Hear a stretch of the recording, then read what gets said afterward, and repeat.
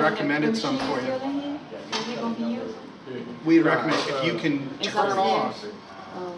If you can turn off your extraction, what you want to do is give it a chance to sit. So the reason you mop it on,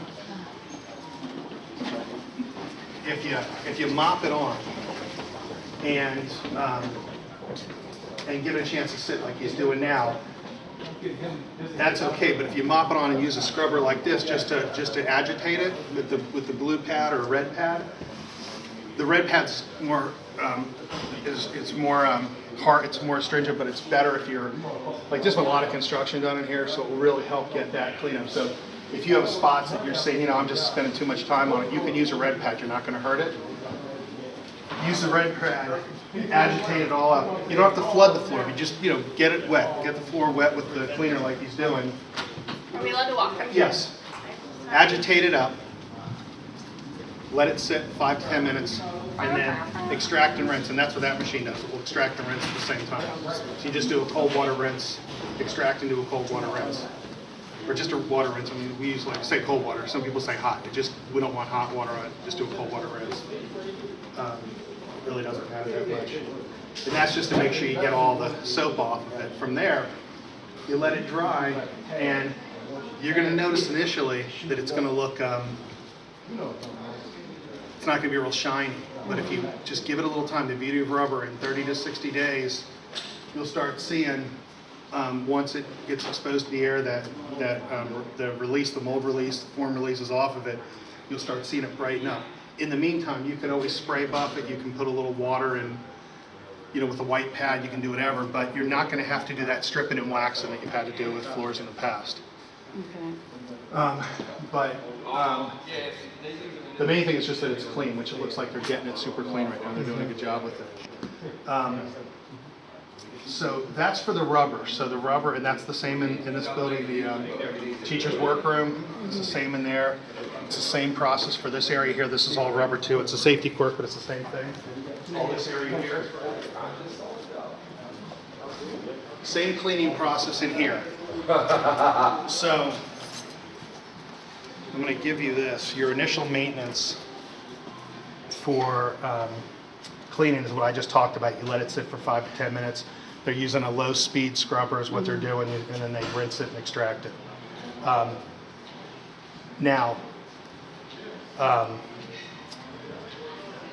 Initial maintenance for finishing.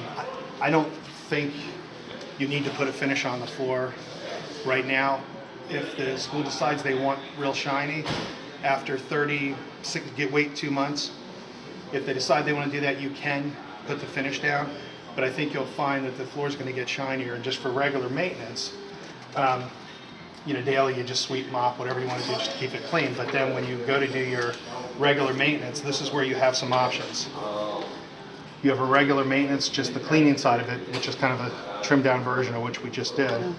And then you can do a buffing or with finish. I recommend the buffing because then you're not putting all the finish down, you're just cleaning it and buffing it. And the buffing for the first 90 days, just add in 2 ounces per gallon, and you're literally just buffing it down. You're taking the white pad and buffing it. After you clean it, you're putting 2 ounces per gallon of a finish, and we have the finishes on the front page. Okay, that's what I was going to say. What did he talk about? 2 ounces of what? Finish? Yeah, and we have.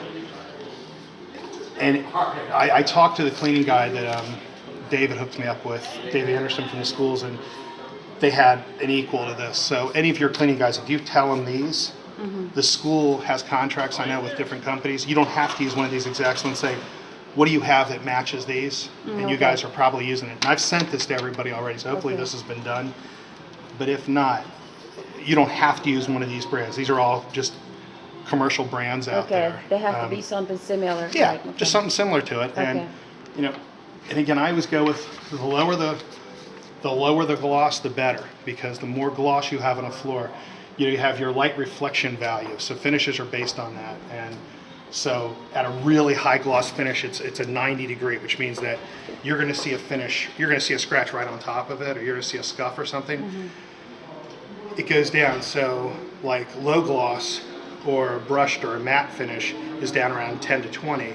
So it means that if you're from the guff and you go back at a 20-degree angle, you might be 2 doors back before it reaches eye level. So it's a way to camouflage between cleanings to make the floor look cleaner. The higher the gloss, the more you're going to see everything. So we really recommend that you don't need that. You don't want to really shine up the Okay, rubber that so way. we can buff it up like maybe once a month? As often as you want, yeah. Okay. And it's on here, it really depends. But if you keep it clean, then just buff it. Literally, all you're doing, you're just putting a little bit in your rinse water and just buffing it out. And it's all in here. And I can go over it with you. So that's the rubber. Okay. That's all the classrooms, all the hallways, upstairs in the back area where the green tile is. That's all rubber. It's looking good. Thank you. All the hallways, yeah. Any questions on that at all, or no? I mean, it should be a lot simpler than what you've worked with in the past. You just got to get it clean. A lot of it's going to be is if they get this clean initially and get all the release agent off and give you a clean floor to start with, it'll be a lot easier. It looks like they're doing just that right now, so I think they're good. And again, this room's the same. Let's go in and look at the Cafeteria? cafeteria.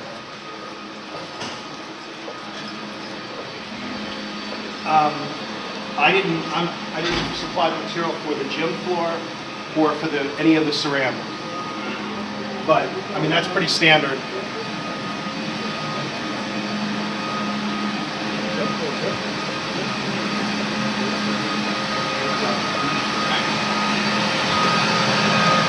Let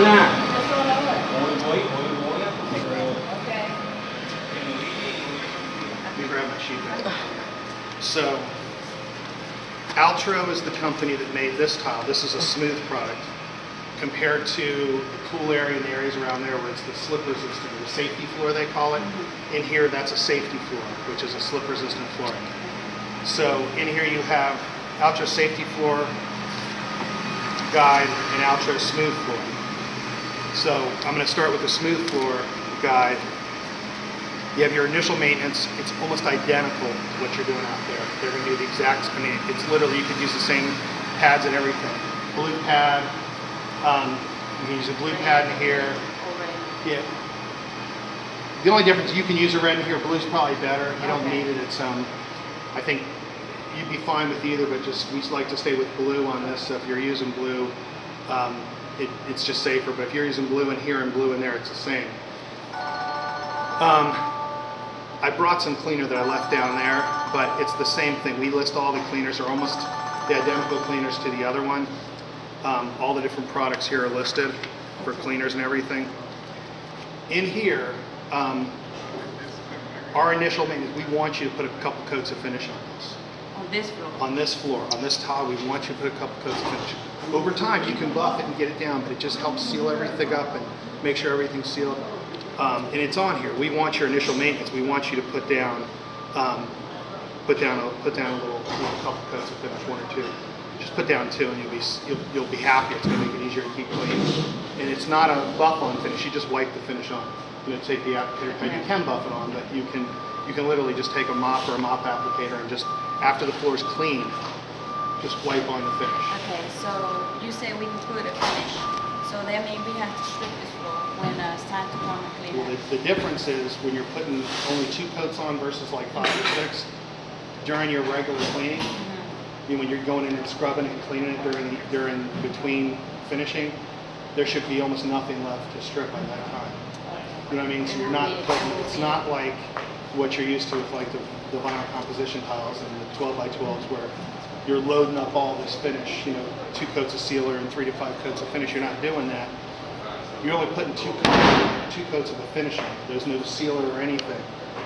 And what that will do is just make it easier to keep clean daily.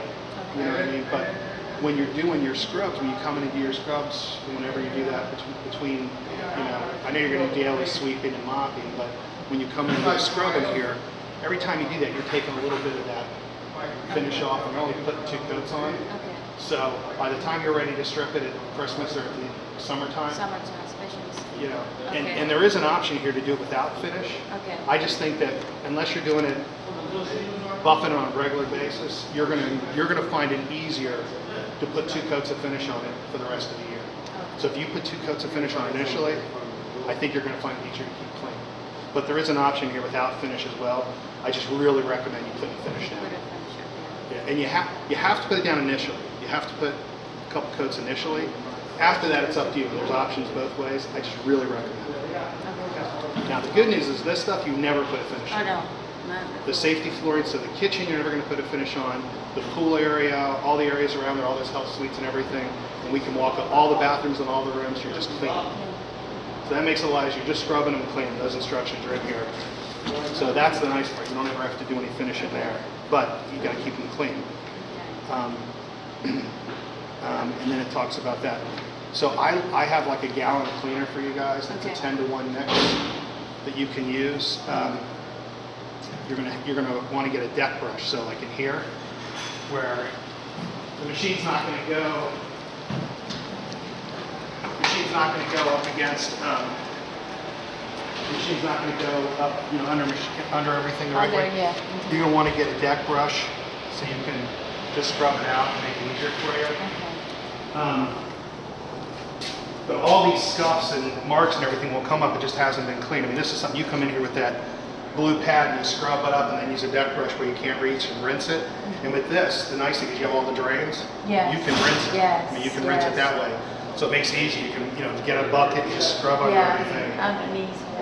And then, let's say you get a lot of grease or something in here, you can use, and it says in there, you can use a stripper. So let's say they're cooking, they get grease on the floor or something, and the neutral cleaner just isn't enough. You can use a degreaser. And it talks about the degreasers you can use in there. And you're not going to hurt the floor. The biggest thing with anything is don't let it sit too long on there, because if you let it sit, It won't build up. yeah, it will just eat away at the floor over time. But anything will. I mean, any kind of harsh chemical. But you can use a degreaser in here when you need to. Okay. And it's all listed on that list of products. So you don't have to use ours. We list like 6 different manufacturers. You can We match can it. use simple green in here. I don't know. I would think so, but I don't know. I'm going to ask that. I would think. The answer is yeah. I would think yeah. I mean, Okay. I use Simple Green when I clean a sample. Like when I'm at home, I use Simple Green. So I don't want to give an official answer. I would think so. Yeah, it's a pretty neutral. It's a pretty neutral cleaner. Yeah, I don't want to be wrong. If I stick to what's on the list, equivalent to that, then I know I'm safe. Okay. But I can check for you. Okay. All right, and then in here again, you can just rinse everything down. If you ever notice a gap in a floor or a void or anything, like let's say someone takes a leg of something and rips open one of the seams or anything like that, the quicker you can let someone know, they can come in and do a repair and weld it. This floor can hold water, but if you have a permeation and the water gets under, even though they use the good adhesive in here, it's just better if you guys are the ones that are the eyes and the feel. If you ever see anything, let someone know so they can come out and do a repair. Yeah, because if the water get under, Then it just travels. Okay. And it'll lift the whole floor up. Okay, I just saw that right in there. It's a cut in it underneath. There is a cut? Mm-hmm. Okay. So we need to let them know about that. Let the contractor. See that? Oh yeah, that needs to get welded. Yeah. It's a cut Okay. in it. I will let flooring contractor know. That. Perfect. Thanks for pointing that out. All right. Okay. Did you deal with the floor in the gym? No, No. it's not me. Okay. That's going to be real similar. It's a vinyl topped rubber. Okay. So that's going to be a lot of just mopping. I mean, that's just pretty much. I think that floor is just a mop and go. I don't know, but I think you could probably use the blue pad on it. I didn't sell the floor. I'm Yeah, not sure. yeah, I don't remember which yeah. manufacturer it Okay. is.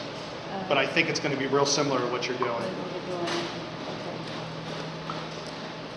With that floor, you got to make sure you don't flood it because you don't want the water to get under it. Under, yeah.